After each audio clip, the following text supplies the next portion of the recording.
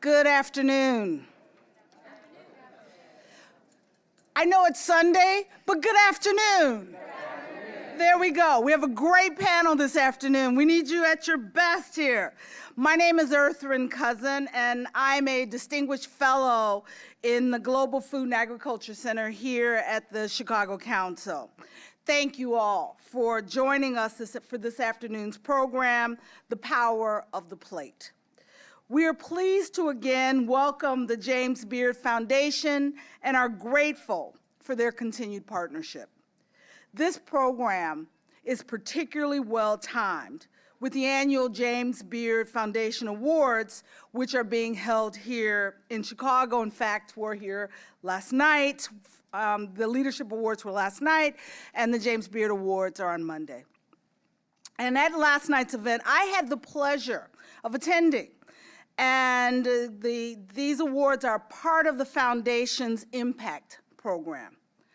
And today we are joined by this year's distinguished honorees who will discuss how food transparency, education, advocacy, and thought leadership are creating a more equitable food system. Before we dive into the program, please remember that the Council is an independent and nonpartisan platform.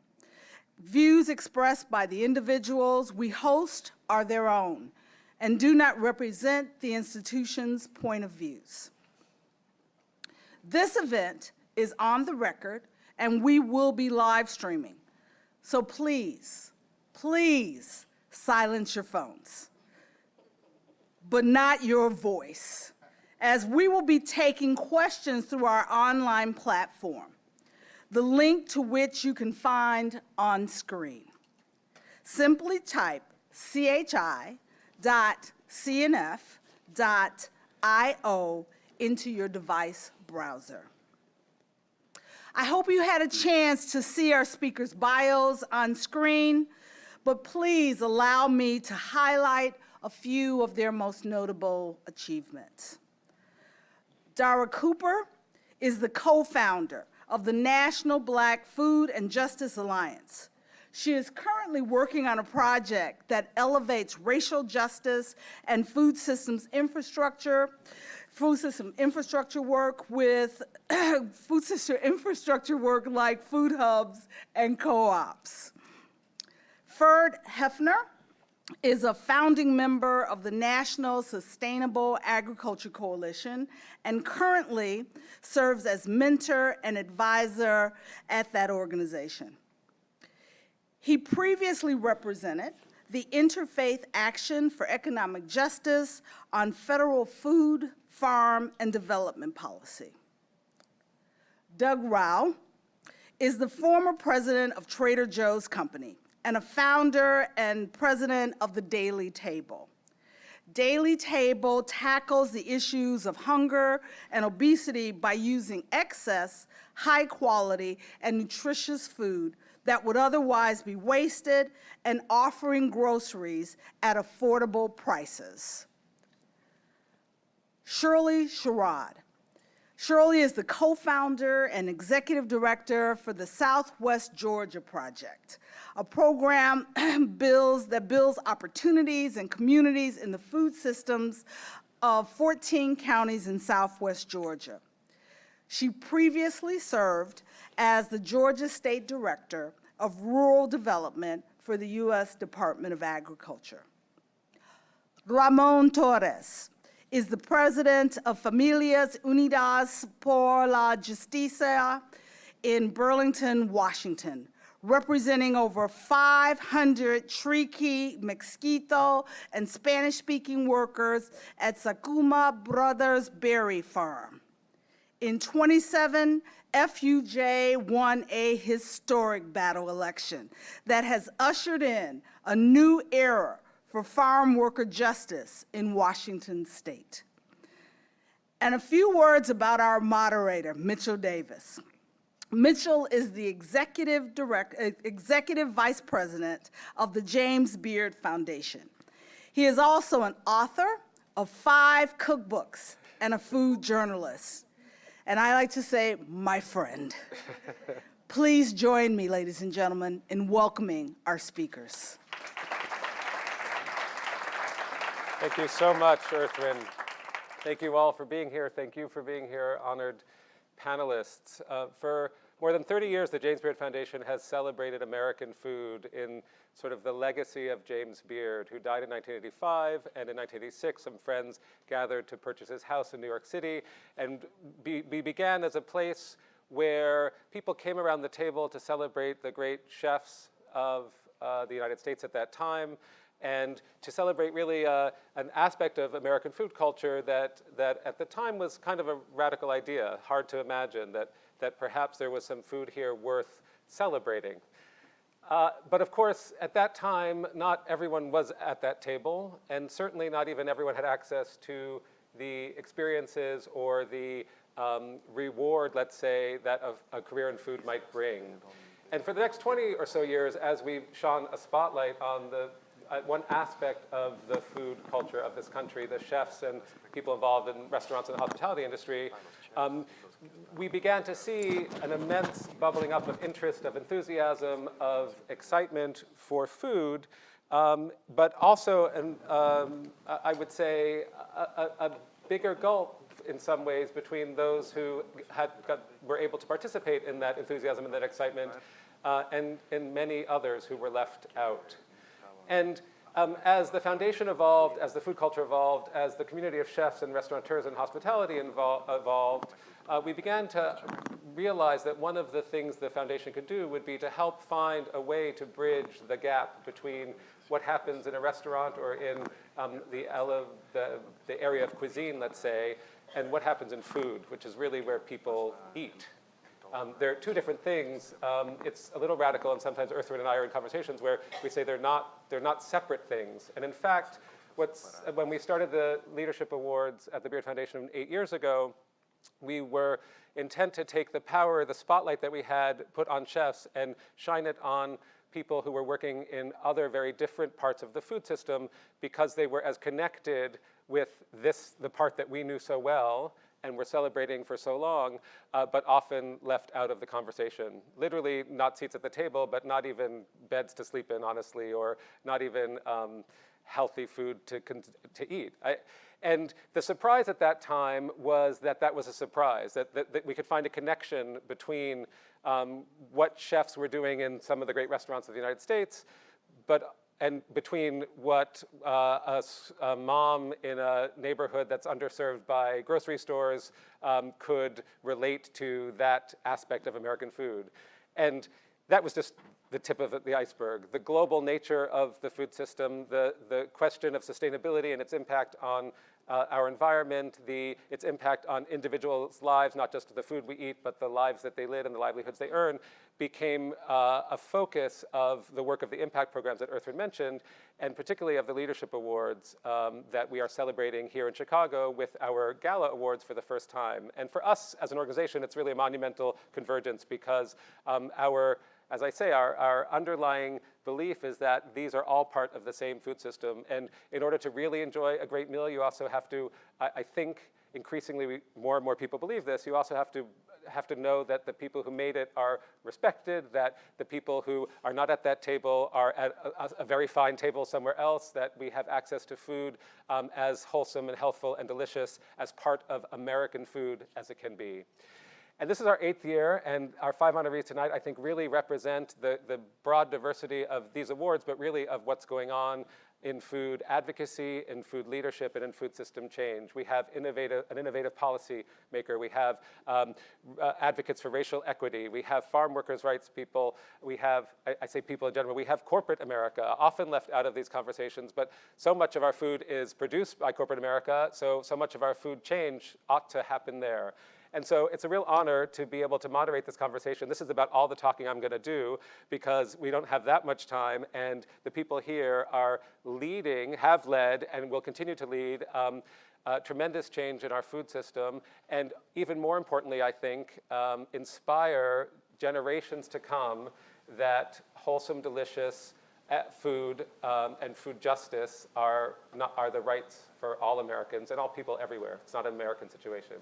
So I commend all of you. And I want to start because I think the notion of advocacy is really important in food. Certainly at the Beard Foundation, we have been inspiring chefs to advocate for food system change. But I want to hear a personal story. The moment each of you realized that you went from consumers or workers or just people to pivot to advocating for better food or better livelihoods or better food situations for the people in your community. And I'm going to start with you, Dara, because you're sitting next to me.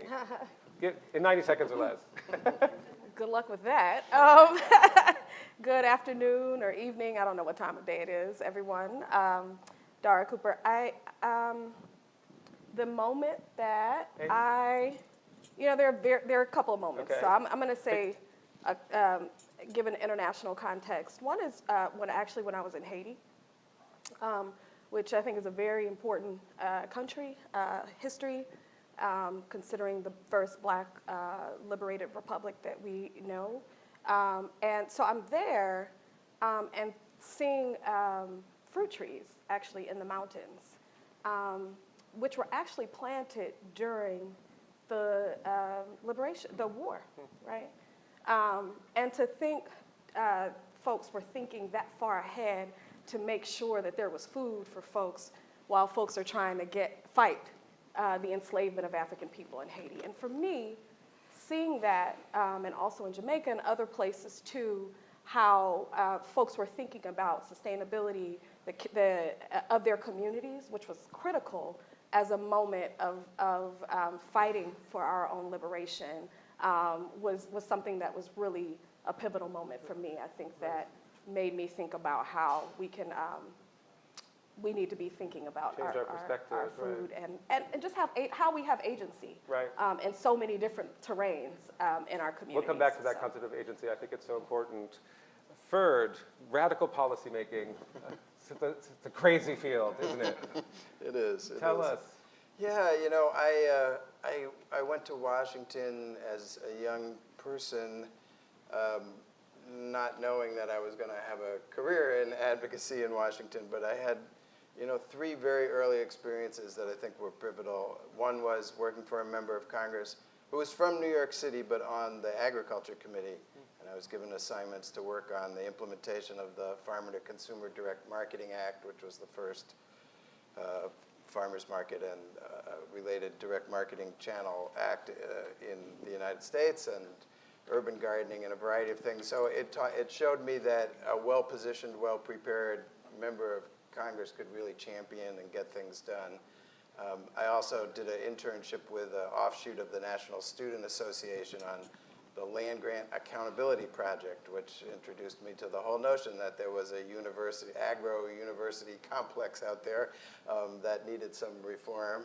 So that was very interesting work. And then I got to serve as the religious community liaison to President Jimmy Carter's World Hunger Commission and watch the workings of that commission as it tried to shape U.S. policy with regard to hunger. And all of those things convinced me that rather than just coming and watching the policy process for a year, I'd actually like to make a career out of it. Thankfully you did.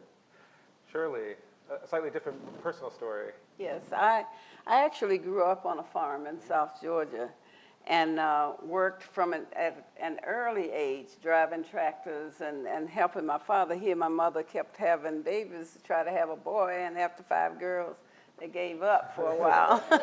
Put the girls to work. Yes. So, but my goal was to get away from it. Right. I did not want to live in the South. I definitely didn't want to live on a farm. But my father was murdered by a white farmer who wasn't prosecuted. And I made a commitment on the night of his death that I would not leave the South.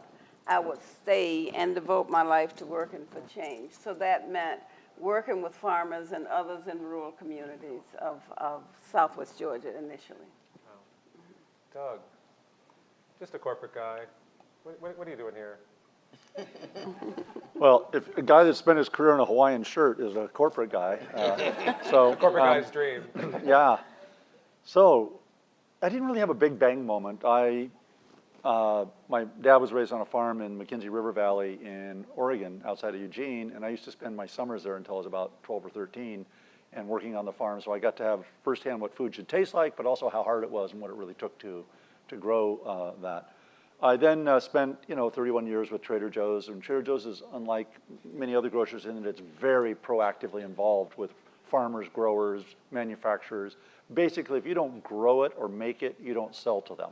So when I graduated from Trader Joe's after my 31 years there, I didn't know exactly what I was going to do. I was going to do this fellowship with Harvard I did. And when I was exploring different ways to tackle social challenges, I kept getting in the mail from Feeding America this 1 in 6 Americans are hungry. And billboards all around the town, 1 in 6 Americans are hungry. And it just kept striking me that how on earth can 1 in 6 Americans be hungry in the richest nation in the history of the world in food production? And I started going down the inner cities and holding meetings with both church groups and neighborhood meetings, and had a real moment to understand that for most Americans, hunger is not a shortage of calories, it's a shortage of nutrients. And we're actually having far more health issues from hunger, that obesity is the face of hunger. And that, to me, it was a real aha that this is going to cost us as a society, it's going to cost all of us tremendously. It affects everyone. It's not just a problem someone else has. Ramon, what did you, from worker to activist to union leader? Bueno, yo llegué a los Estados Unidos a los 17 años. So I came to the United States when I was 17. Llegué a California, Delano, California, I arrived in Delano, California, y mi primer trabajo fue en la uva. and my first job was in the grape. Nunca había trabajado yo en los campos. And I never worked in the field. Nací en Guadalajara, es una ciudad en México. I was born in Guadalajara, it's a city in Mexico. Fue muy difícil. So it was difficult. Muy difícil. Yo pensaba que teníamos que aguantar maltratos, robo de sueldos, intimidaciones, todo lo que tenía que ver. It was difficult. I thought it was normal to put up with abuse, with wage theft, to everything that happens, and I just accepted it.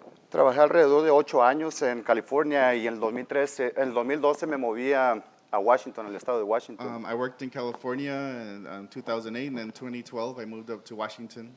Y descubrí algo muy fuerte para mí. And I discovered something that was very impactful for me. Estábamos trabajando alrededor de 450 trabajadores We were working around 450 workers, y de esos 450 había alrededor de 40 niños. and around those 450 workers, there was around 40 youth that were working, Niños de 12 años. kids of 12 years old. Es muy duro. And it's difficult. Es muy duro ver una persona mayor de edad trabajando en los campos para que todos comamos. It's difficult to see an adult working in the fields, so picking fruit so we could all eat. Hay muchísima gente entre la edad de 50, 60, 70 años And there's also a trabajando. lot of people, 50, 60, 70-year-old working in the fields. Pero ver a un niño de 12 años, But to see a young person of 12 years old, eso para mí es muy duro. to me it's difficult. Me pongo en una posición en la que veo a mi hija I get in the position where I see my daughter, y no veo un futuro para ella. and I don't see a future for her. Fue algo que me motivó muchísimo a organizar And that's a big motivation that pushed me to organize y pues a tratar de hacer un cambio. and to try to make a change. Pues gracias a eso pues logramos un contrato colectivo en el 2016. And so thanks to that, we were able to reach a union contract in 2016. Los niños a la edad de 12 años en el estado de Washington es legal que trabajen. In Washington State, it's legal for kids as young as 12 to work in the fields, Los hacen trabajar como adultos, and they're made to work as adults. jornadas de 8 hasta 15 horas. A day, the hours of work is 8 to 12 hours. Pues empezamos en la pizca de la fresa, nosotros empezamos en junio. So we start the strawberry harvest in June. Empezamos piscando la fresa a las 4:30 de la mañana, So we start at 4:30 in the morning de rodillas, on our knees, en el lodo. in mud, En ese tiempo llueve. and that time it's the rainy season, No nos daban break ni no nos daban and we lunches. get no breaks or lunches. Entonces, nosotros como que somos inmigrantes. So we are immigrants, Pensamos que era algo normal. and we thought all this was normal. Pero pues otra vez, al ver los niños decidimos que teníamos que parar. And again, to see the young people working, though, we decided that had to stop. Y fue algo muy impresionante en mi vida para poder yo hacer un cambio. So that was something that impacted me to move to create change. No tuve la oportunidad de estudiar, And I didn't have the opportunity to study, pero ahorita tengo la oportunidad de ayudar a gente but now I have the opportunity to help y pues más a nuestros hijos. and more to our kids. Gracias. Thank you. So I'd like to talk about these different worlds where there's food on social media, and every time you turn on the TV, or everyone is excited about this festival, that festival, and then there's the reality of food, which can be very, very different for certain groups of people. Each of you represents a different community, and also for in some ways, that enthusiasm makes it harder to move some of the values through the whole food system. And I'd like to, each of us, or whoever wants to go first, to help everyone understand the relationships, the things that need to change in that value, in that supply chain, that value chain of the food system, to help equalize some of the disparities that we're touching on here. I know it's a big question, but I think each of you has a unique perspective from your view. And I'm going to start with you, Shirley. Like, what do people need to know? What do people need to know who eat, which is Yes. everybody? People need to know the struggle of black farmers. After slavery ended, black people worked really, really hard to try to buy land. So by 1910, they had acquired over 15 million acres of land.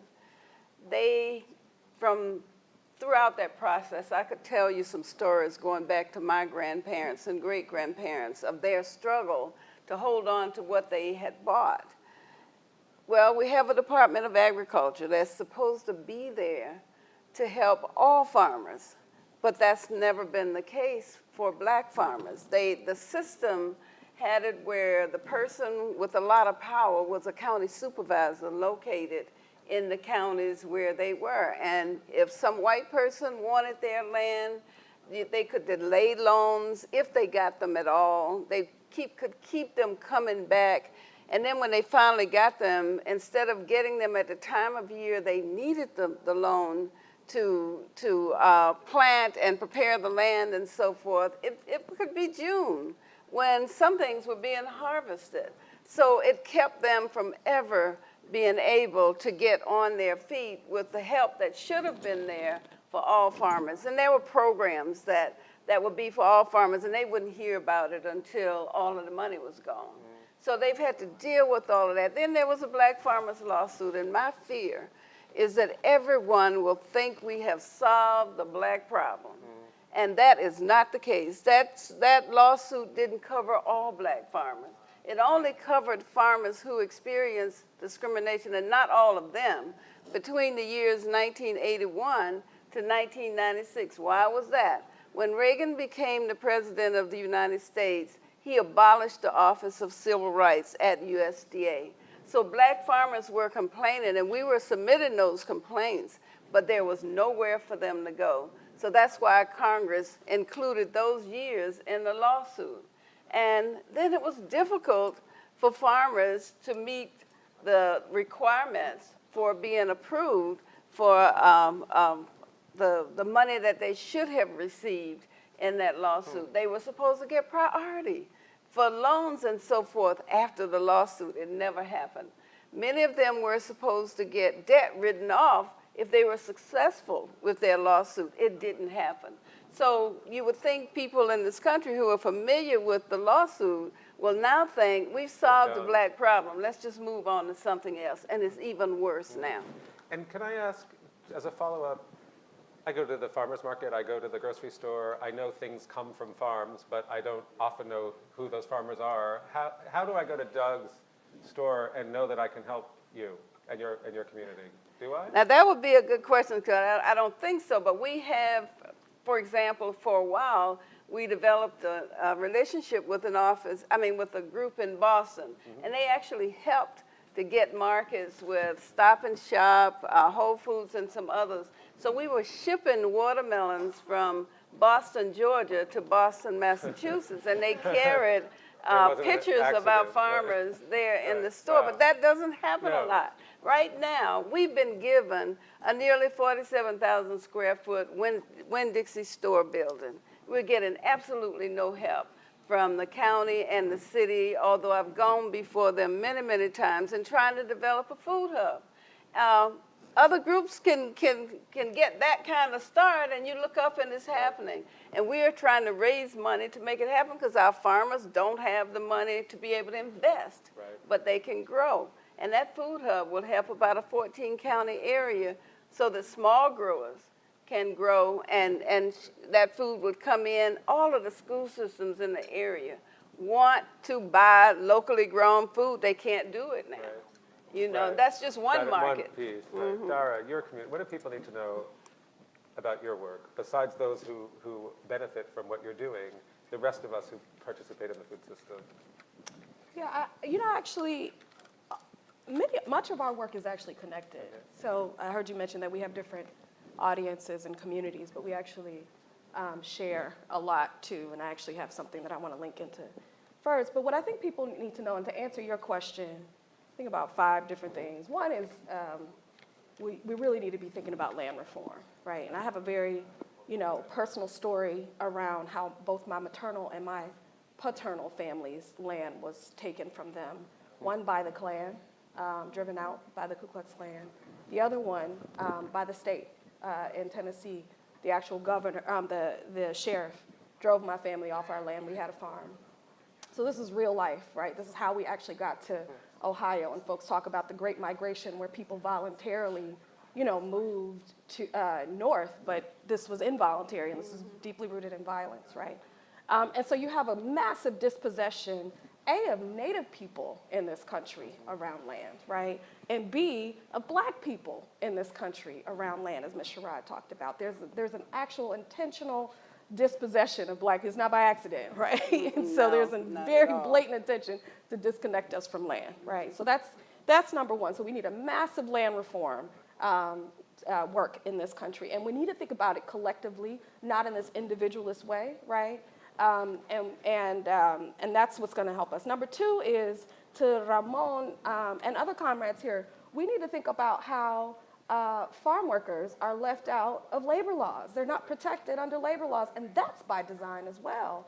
And that's highly racialized too, because you have Black and brown people in this field where you have farm workers and who else? Domestic workers that were intentionally left out of labor laws still, right? So that's number 2. Number 3, I'd say, is we need to end what I call either food apartheid or food redlining. And I say that instead of what people identify as food deserts, and because we talk about the fact that this design that happens in terms of how particularly Black communities don't have access to good food, that's actually structural. And so we need to get to the root causes of why we have those conditions. Number 4 is absolutely what Ms. Sherrod talked about. We need to support Black farmers. They're in many of our cities and rural areas, and need to figure out how we can, at minimum, go to the farmers market and actually support, and actually invest in and support Black farmers. And number 5, we need a massive overhaul of the Farm Bill, and I'm going to kick that over to Ferg. Yeah. This is a short list. By the time we're done in 33 minutes, we'll take care of all if that. we're serious about this, Yeah. right? So tell us something about the Farm Bill, Ferd, and now's a poignant moment. Yeah, and I'm going to pick up on the food redlining comment, and I'll get there. So I think from a policy perspective, we obviously have a long-standing huge trend towards globalization, and that's a really big deal for grain and oilseed and meat producers in this country, and much of our policy has been developed around that globalized system. But I think at the same time we have elements that are growing towards deglobalization, and I think we'll have both of those going on at the same time. And in the farm and food world, part of that is the growth of local and regional markets. And from a small and mid-scale family farm point of view, their economic survival today is very much tied up in that regional food economy. Not that they're not participating in the globalized system, but their long-term future probably is not in that system. That is tied to the food desert situation, because in the areas of the country that are most dependent on the global grain oilseed meat trade, we have, geographically speaking, the largest food deserts. 3/4 of the state of Kansas have no grocery stores.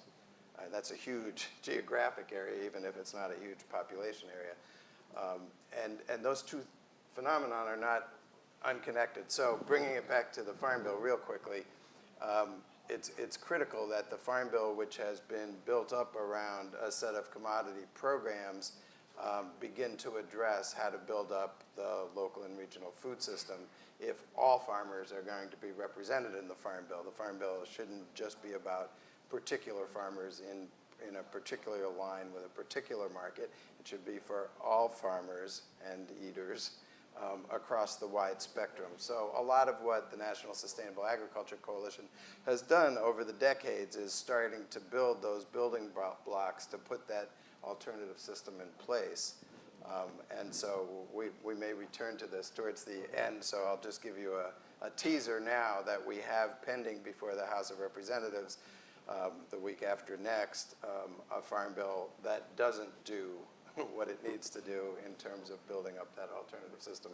Maybe we can come back to that at the end. Doug, I'm sorry to paint you as the corporate person here, but in this instance you are, even if you are wearing a Hawaiian shirt. We hear that the industrial food... That's a good thing, right, by the way? I think that's a very good thing. Okay. Yeah.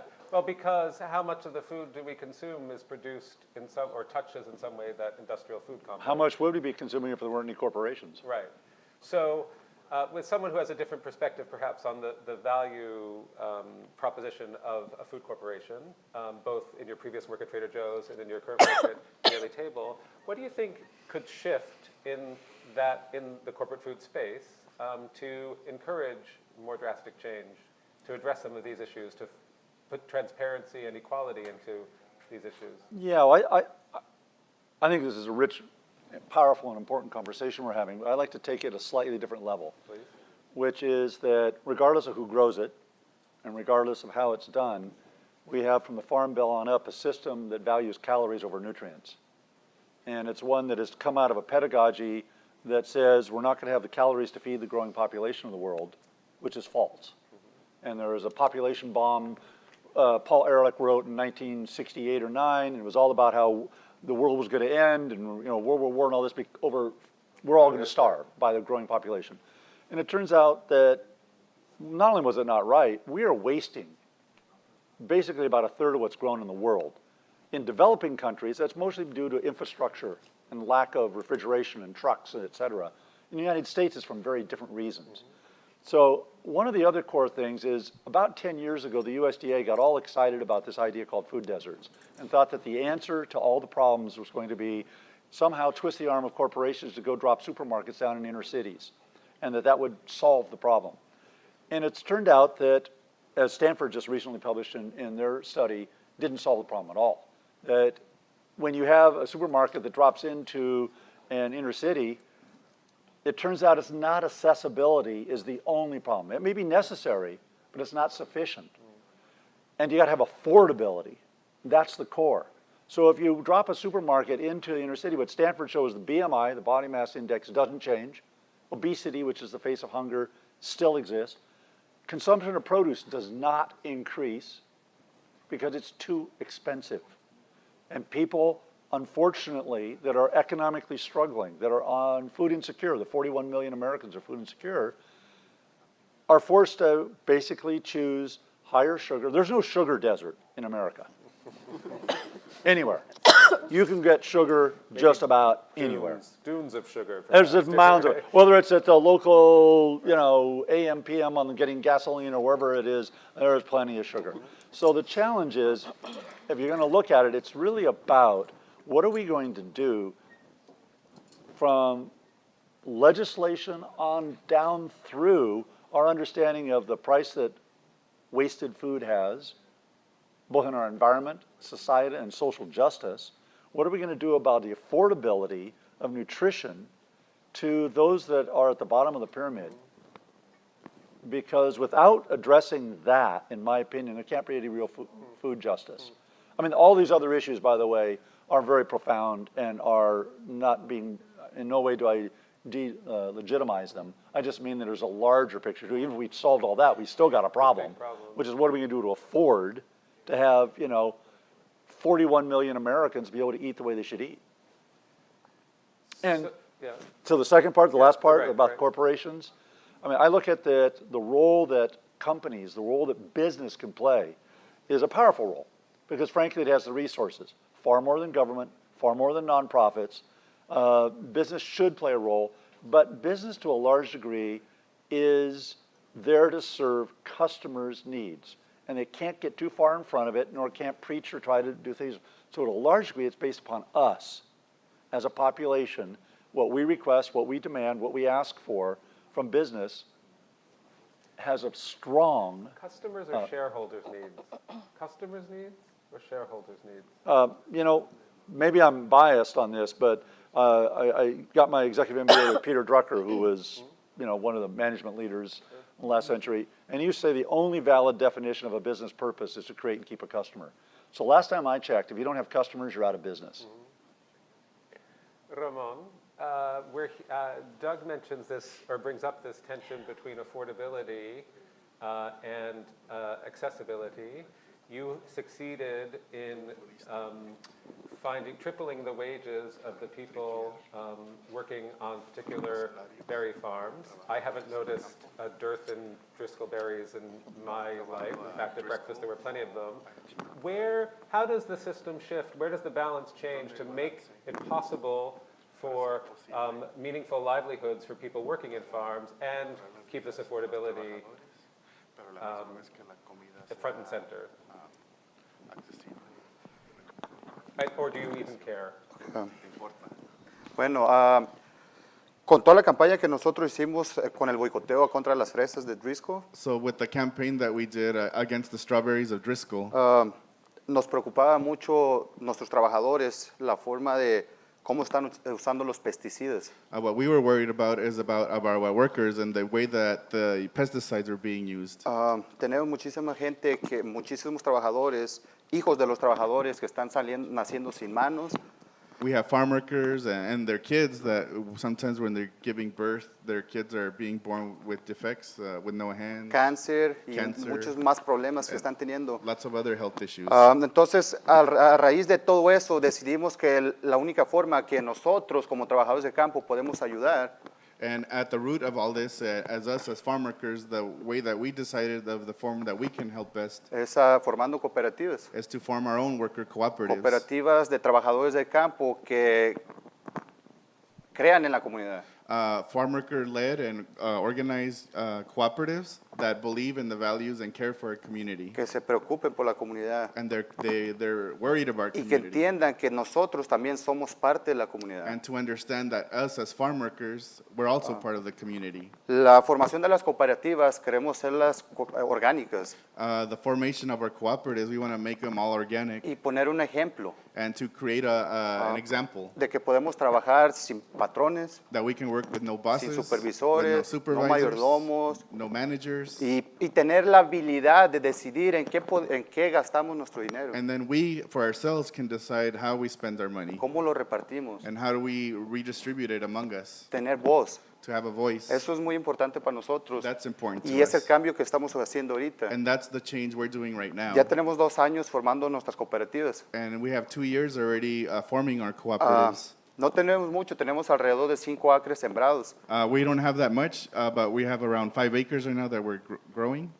Nuestra meta es de aquí a 10 años Our goal that in 10 years formar una cadena de cooperativas en el to estado de form Washington, a network of solidarity cooperatives in Washington en State, la que podamos hacer que nuestro dinero ruede localmente so that our money circulates locally y tratar de hacerle competencia a las compañías que están explotando a nuestros trabajadores. so that way we can compete against the corporations that are exploiting our workers. Y quería explicar un poquito sobre la ley laboral, And I wanted to explain a little bit about the labor law. cuando nos excluyeron. When we were excluded, Yo pienso que deberíamos de poner atención en lo que comemos. We need to really pay attention about what we eat. Es muy importante. Yo pienso que todos los que estamos aquí, cuando menos comemos verduras una vez al día. I think all of us, maybe once a day at least, we eat a fruit or vegetable. Y yo creo que muchos de ustedes ni siquiera saben que trabajadores de campo no tenemos ni medical. And I don't know if any of you are aware, but as farm workers, we don't even have access to medical No care. tenemos pensiones. We don't have pensions. No tenemos acceso a muchas cosas, a tiempo extra, We don't have access to much things, overtime. que son los beneficios básicos que ocupamos. And those are at least the basic benefits that we En need. veces no tenemos acceso ni agua para tomar ni a baños. Sometimes we don't even have access to water or bathrooms. Entonces deberíamos de pensar un poquito de cómo podemos ayudar a que trabajadores de campo sean cubiertos bajo la ley laboral. And maybe that's something we could look into of how farm workers can be covered under labor law. Cuando mencioné hace rato de gente mayor de edad trabajando en los campos, es no porque quieren, And when I mentioned about older people working in the field, it's not because they want to, es porque tienen que estar ahí, porque no tenemos una pensión. and it's because we have to be there because we have no retirement. Entonces ahora con las cooperativas y el contrato, contrato sindical, And now with our cooperatives and our union contract, podemos incluir todo esto. now we can start including all these things. ¿Verdad? Y gracias a que nos excluyeron de la ley laboral, And thanks to the being excluded to labor law, yo no tengo acceso a una medical, I can't get any medical. ni a un seguro social, I know Social Security, pero sí me los quitan. but I do get discounted from my checks. O sea que también el gobierno nos está robando, So the government is stealing from us nos too. está explotando, porque a mí Being no se me exploited. hace que una persona como yo que trabajo le quiten un seguro social que no tenga, una medical que no reciba. So for me, it's not just that as a worker that I can't have access to a medical or a social security plan that I can't even claim. ¿Verdad? Entonces es muy importante pensar en qué es lo que estamos consumiendo. So it's important to think about what we're consuming. Gracias.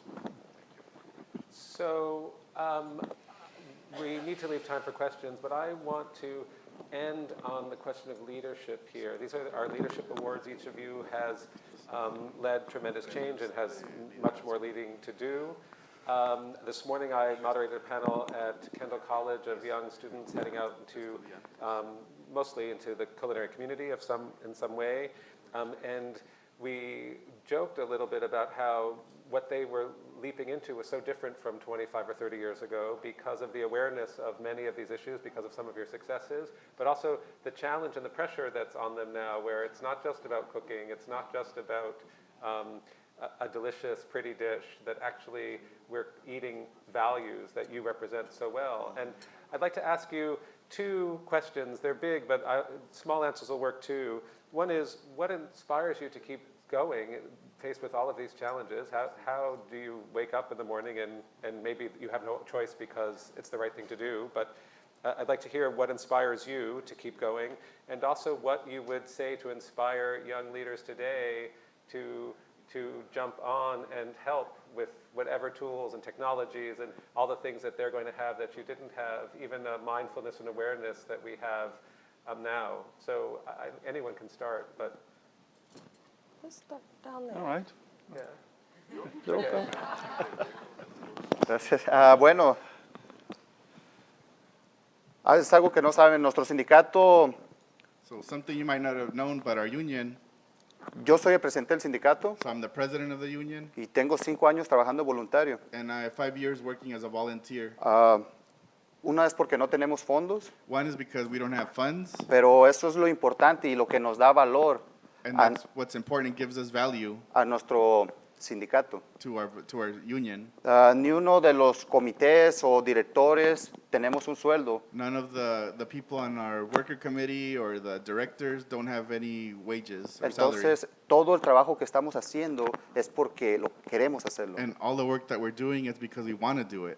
Yo tengo familia. And I have a family. Tengo una niña de 12 años. I have a daughter of 12 years old. Si Dios quiere, 14 días nace un niño. And God willing, I'll have a son in 14 days. Y es muy importante para mí seguir trabajando. So it's important for me to keep working. Y es muy difícil también mantener la familia en mi casa. And it's also difficult to sustain my family at home. cada que hablo con mi esposa que salimos mal es cada fin de mes. So every time when I have a kind of a dispute with my wife, it's usually at the end of the month Porque no recibo un sueldo. because I don't have a salary. Entonces trato de poner mis horarios y tratar de ir pues trabajo en los fields todavía. So I try to schedule my work better. I still work in the fields. Y por 5 años he manejado esto And 5 years doing this, y pues todavía sigo vivo. and I'm still alive. Y eso me da muchas ganas de seguir porque mis compañeros que me ayudan sienten la misma emoción. So that's what inspires me to move on. And also because of all my compañeros and my friends, they keep inspiring me. Ahorita también en la formación de las cooperativas, And in the formation of the cooperatives, cada trabajador ha metido más de 150 horas en el patrimonio. right now, each worker has put in 150 hours of patrimony. Y eso es un valor para nosotros muy grande, And that's a big value for us. de que no la gente de nosotros no está por el dinero, That our people is not there for money, sino que está por ver un futuro mejor, but to see a better future, para vivir mejor. to live better. Nosotros como trabajadores de campo tenemos la ilusión As farm workers, we have the illusion de tener una casa, of having a house, ¿verdad? De tener pues nuestras propias cosas. to have our own things, to Chance no ser ricos, maybe not to be rich, pero vivir como la gente. but to live as people. Eso. Gracias. Wow. Very Yeah, hard to follow. Follow that. Yes. And thank you for making it very real. So, and it's an amazing group of leaders. So I would say that for myself, what, as I shared last night, what keeps me going, and the particular work I'm doing with Daily Table now is when I'm down in the store and a customer will come along and share that they've never tried an avocado before. Or as I shared with the group last night, that I was standing in the store when a woman came in, we had a pallet of blackberries that were there, and she said, I've never been able to afford a blackberry in my life. And then she stood for a moment and said, today my kids are going to eat blackberries. Because we had them for 99 cents for those large containers. And there's people that you watch the actual impact. So to me, it's about a personal belief that we're all interconnected, we're all interdependent. That we're like on the Titanic. If it hits an iceberg and the steerage is going to drown, the first class can't go, that's a real problem. What's that got to do with me? That we're all in this connected together, and that leadership is around doing the things that matter for everyone. And it's when you engage in things that are larger than yourself. So what I'd say for young people today is that food is a precious resource. The water, the land, the labor that goes into it is precious. The fact that we're wasting a third of what we grow and turning it into greenhouse gases and environmental problems, let alone the social issues of not getting the right foods to the right people, is something that I believe that young people today will start with a fresh point of view and put their energy in and can solve. These are solvable problems. Shirley, what keeps you going? Yeah, I've been working on these issues a long time, and what I'm seeing, you know, we've lost a lot of land. We're trying to hold on to the land that's still there. But what I'm seeing is so many young people who don't want to even think about it. They think when you talk about farming, you're talking about picking cotton. And I tell them there are machines that do that now. And we're talking about growing food that we can eat. So really trying to, and we've had a brain drain from Southwest Georgia. Everything goes up around Atlanta, and that area, that's why people talk, oh, I've been to Georgia. Where were you? Atlanta. That's the other Georgia. We're talking about the real Georgia. You know, so trying to keep young people, give them a reason to stay in the rural area, to try to help that thrive and grow, and trying to bring young people into this work. It's tough. It's tough. Yeah. They stay motivated in Washington these days. Yeah, you know, I think just it's maybe trite but true, but That's the question of the come back to day. that you know, people care so much about food today, and yeah, Fred Kirschman, one of the leaders in sustainable agriculture, likes to call the conventional model the Nike food system. Just eat it. You know, worried about antibiotic resistance. Don't worry about it, just eat it. Worried about hypoxic zone, don't worry about it, just eat it. Worried about environmental effects of certain genetically modified organisms, don't worry about it, just eat it. And I think we're moving beyond the just eat it phase, and that gives us great hope that people are, asking the right questions and worried about the right things. I also get great hope from just the number of younger adults who are interested in this field. There's a plus and a minus to that. When I wanted interns in the distant past, I'd have to go around scraping and begging and saying, this really is a thing, you should care about. Now, every time we have an internship, we get hundreds of applications, which is its own headache, but it is very exciting. And the same thing is true of young farmers today, the most diverse set of young farmers in quite a long time in this country. So that's gives me hope. I also think the interest in sort of mainstream conventional agriculture in many of the things that sustainable farmers have been doing for decades is growing, particularly right now around soil health and cover cropping, but I think it will extend beyond that over time, and so there's maybe a convergence coming along that could be very, very fruitful, because we need everybody in this together to save the planet. So those all give me hope. And then more particularly around our policy work is just the fact that we've had real wins. All the farm bills from the 1930s until the 1990s, there was no funding for conservation. Now we have almost $6 billion a year in farm bill conservation spending. Before 1996, there was no farm bill money for rural development or agricultural research or local food systems or organic. And now in the 2014 farm bill, the most recent one, we have over $2 billion in that farm bill cycle for those kinds of activities. So these are real concrete wins that we can build on. They're the building blocks for a much bigger transformation that we need in the future. So I feel, at this stage of my career, there's a path forward to those who come and take up the mantle, that there's a pretty good foundation where we can then grow into the much bigger change that's needed. Sarah, last but certainly not least. Sure. There are so many things that keep me inspired.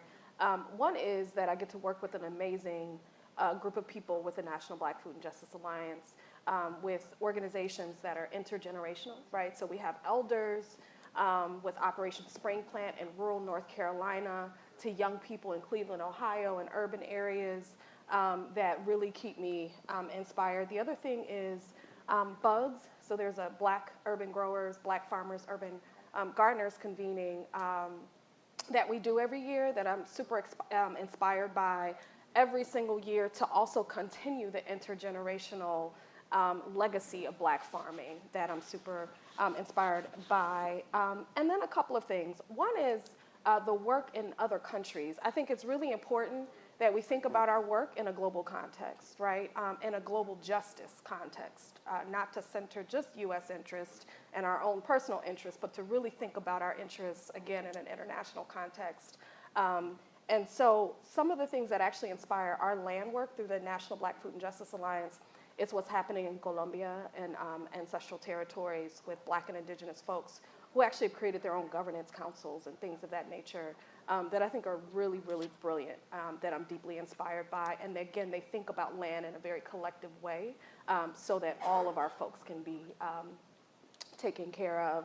And the last two folks I want to mention, so I have dear sisters who are actually coming out with books that I'm deeply inspired by, and I just have to shout them out. One is Monica White. Dr. Monica White was the president of the Detroit Black Community Food Security Network, who's also a founding member of the National Black Food and Justice Alliance. She's getting ready to come out with a book very soon. It's actually pre-ordered now, around Black farming as resistance. So really looking at the narrative around the pain that Black people actually do come from because of enslavement, because of all of the violence that we come out of, but also the resistance that Black people have embodied via the food system. And so I think those are important narratives. And the other one is Ashante Reese, who's also coming out about a book around self-determination in grocery stores, quite frankly, in the DC area. So I think it's really, the grocery stores and how Black people have self-organized around agency in the DC area. And so there are many things that keep me inspired. So. Well, I know I speak on for all of you. I'll just say it. You inspire us. Your work is tremendous. We are all better for it. I know there's a lot of work to do, but welcoming you into the cohort of James Beard Leadership Award winners, 40 people changing the world and so many more, so much to do. I just applaud you. Thank you so much for being here.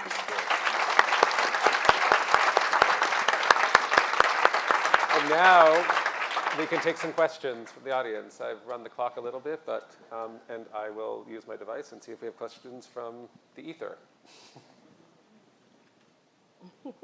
Yes, there's one there. With the microphone, please, so people can hear you.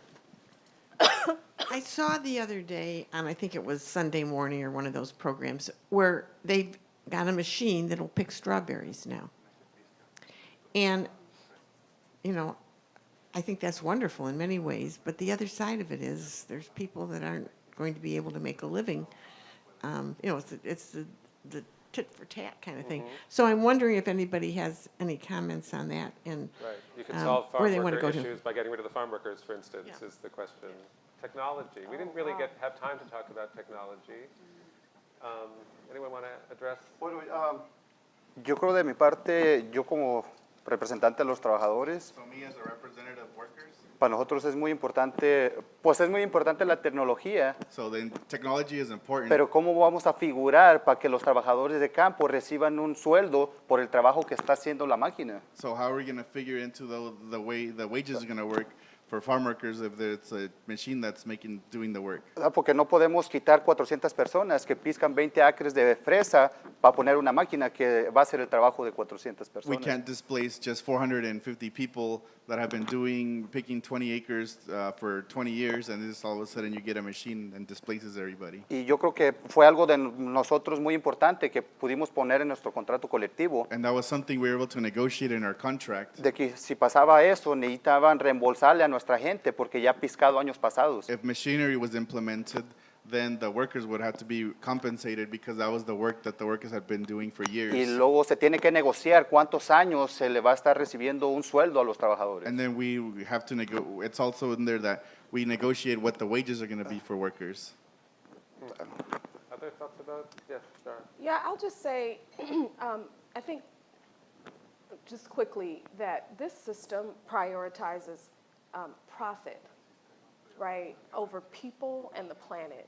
And we have to center people. We have to center workers and the sustainability of the planet as a part of it. And so, yes, if we think about ways that help workers do their jobs better and safer and things of that nature, but we have to think, and even in our questions and what we're thinking about, you know, where we're going for, we have to center workers. We have to center farmers. We have to center the sustainability of the planet, period. There's a question online about the changing food culture in the United States towards convenience, and convenience is about obviously ease, but also about, I think, inexpensive food in some ways is wrapped up in there. And I'm wondering, since it doesn't seem to be a trend that's stopping, is there a way to reconcile some of these issues of equity and justice and convenience, or are they at odds in any way? Well, I'd say it's a complex issue, as most of them are. Most of them are systemic, where, I mean, to me personally, I'm pleased. I gave a talk to the convenience store organization group because all of them are recognizing that people are trying to move away from junk food. So 7-Eleven's doing a dash towards fresh salads and fresh made sandwiches. Fresh. Frankly, I think that's great. On the other hand, almost all of us are feeling like we have less and less time. And that gets worse as you move down the economic rung, not better, because you're often working 2 or 3 jobs. So certainly like the Daily Table, one of the instances when we went out and started talking to the community about what would really help, first thing they said was, don't just go get a bunch of food, then turn around and try and sell it to us like at a farmer's market and have us go home and cook it. That isn't going to happen on Monday, Tuesday, Wednesday, Thursday, Friday, or even the weekend, because we're tired, we're working hard. So I think there's this dance we have to do between taking care of the fact and recognizing that as a society, we don't have time. And so convenience is there. The question is, what do you deliver with convenience? Why can't you deliver affordable nutrition? Why can't you have food that tastes good, that was produced in a way in which people got a fair living wage, and is actually of some benefit ecologically in the sense that it's not destroying the planet. I don't see them, I see it as a deficit thinking to think that these are trade-offs, that there's a win-lose on that. I think that both can win. And might that system not even create more jobs rather than get rid of them? It would imagine, it would seem to me in some way, that more hands to make more work. The questions from the audience. Please.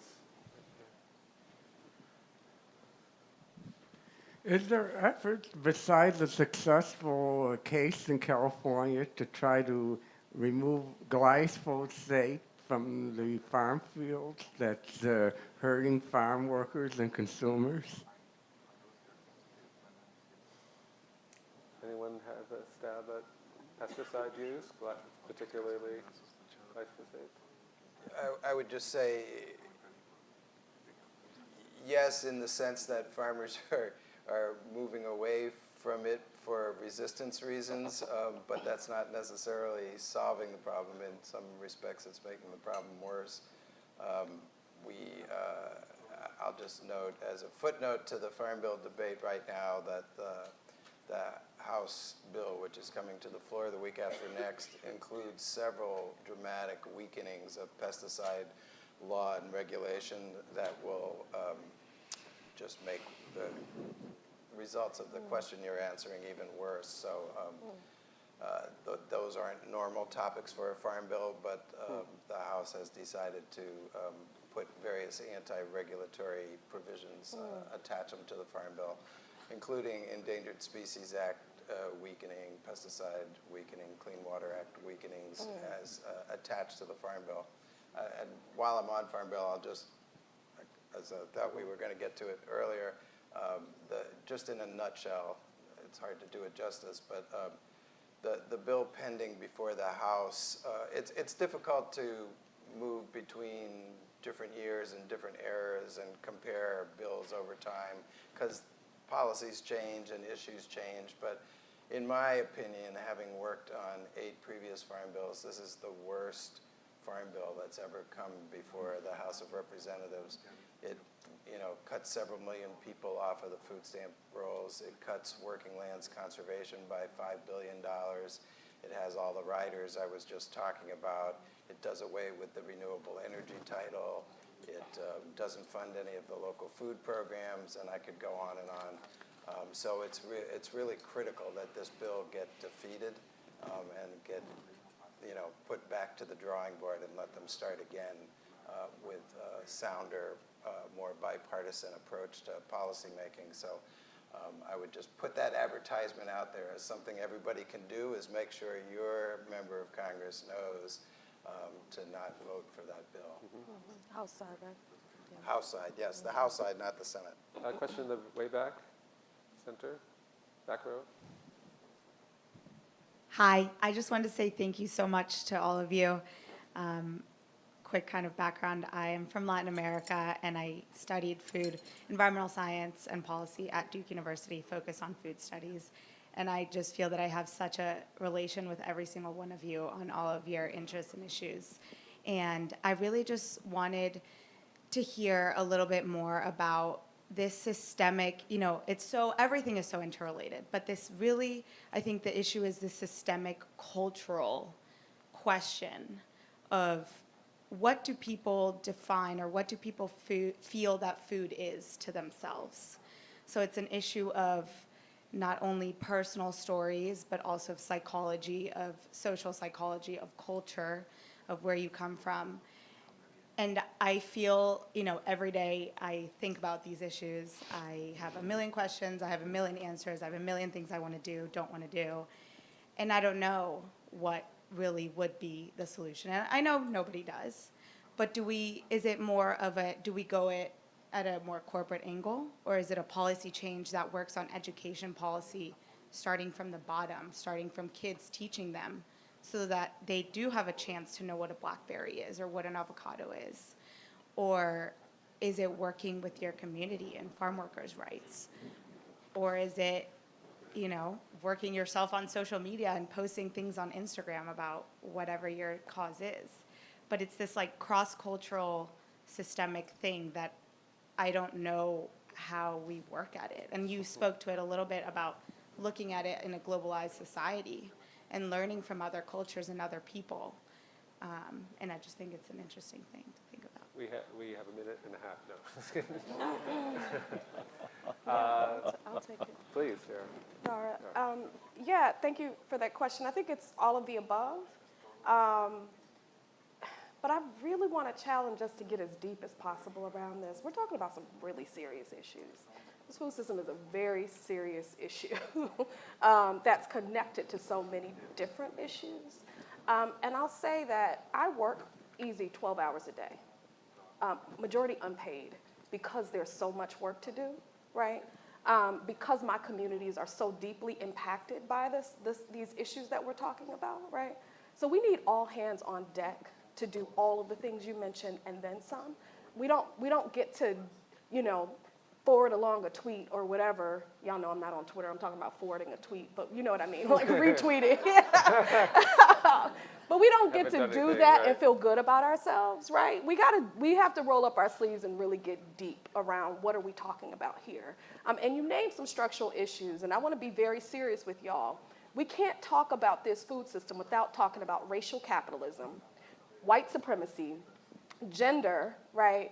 And class exploitation, right? And so we really have to think about how all of the things that we're talking about are racialized and also perpetuating a class stratification that is also racialized and gendered, right? And so it's up to all of us to invest in uprooting that and imagining and fighting for a much better world and system. I'll leave it at that. I think I'll leave it at that because I think that's a good place to stop. So thank you all again. Thank you for being here on a Sunday afternoon.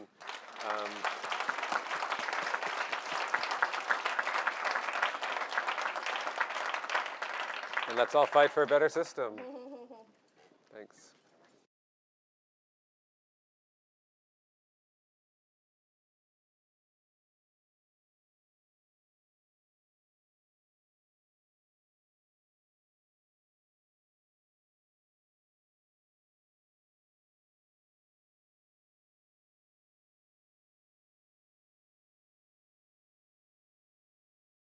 Hello? Please don't leave. Okay.